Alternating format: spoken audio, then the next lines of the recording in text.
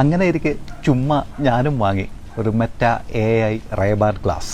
മറ്റൊരു ഭാഷയിൽ പറഞ്ഞാൽ ചുമ്മാ ഒരു കട്ടക്കഴുപ്പ്. സംഭവം കവറൊക്കെ കൊള്ളാം.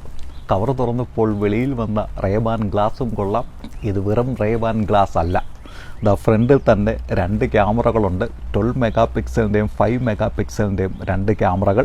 5 മൈക്രോഫോണ് ഇതിൽ ഘടിപ്പിച്ചിട്ടുണ്ട് എന്നാണ് പറയുന്നത്. പല ഭാഗങ്ങളിലായിട്ട് നമ്മുടെ വോയിസ് കമാൻഡിന് വേണ്ടിയിട്ടും വീഡിയോ റെക്കോർഡ് ചെയ്യുന്നതിനും ഫോൺ എടുക്കുന്നതിനും ഒക്കെയായിട്ട് നമുക്ക് പാട്ട് കേൾക്കുന്നതിനുള്ള സ്പീക്കറുണ്ട്.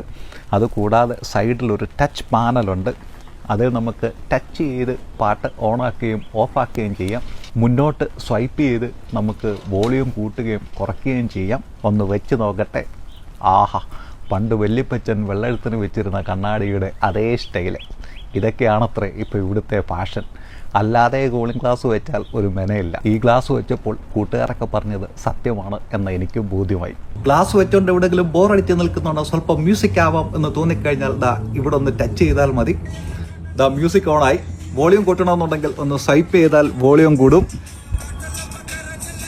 കോണ്ടന്റ് ക്രിയേറ്റേഴ്സിനാണ് ഇത് ഏറ്റവും അധികം ഗുണം ചെയ്യുന്നത്.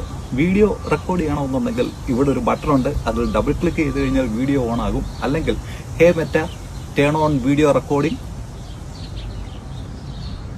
വീഡിയോ റെക്കോർഡിംഗ് ഓൺ ആയിട്ടുണ്ട്. ഞാനൊന്ന് കാണിക്കാം എങ്ങനെയാണ് ഇത് കിട്ടുന്നതെന്നുള്ളത്.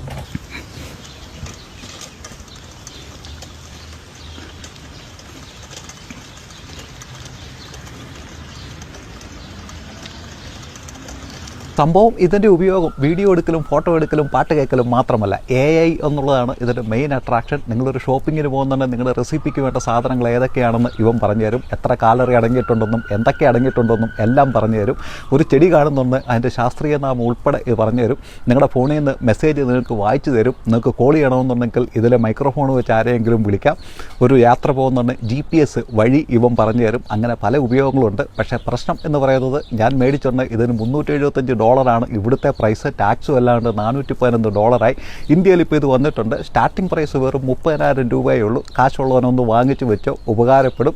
പക്ഷേ എന്നെ സംബന്ധിച്ചിടത്തോളം നിനക്ക് AI ഗ്ലാസ് വേണോ അതോ വീടിൻ്റെ ലോൺ അടയ്ക്കണോ എന്നുള്ള ചോദ്യം മുന്നിൽ ഇളിച്ചുകൊണ്ട് നിൽക്കുന്നത് കൊണ്ട് മിക്കവാറും ഇത് ആമസോണിൻ്റെ വെയർ ഹൗസിലോട്ട് തന്നെ തിരിച്ചു പോകുന്നതിനാണ് സാധ്യത.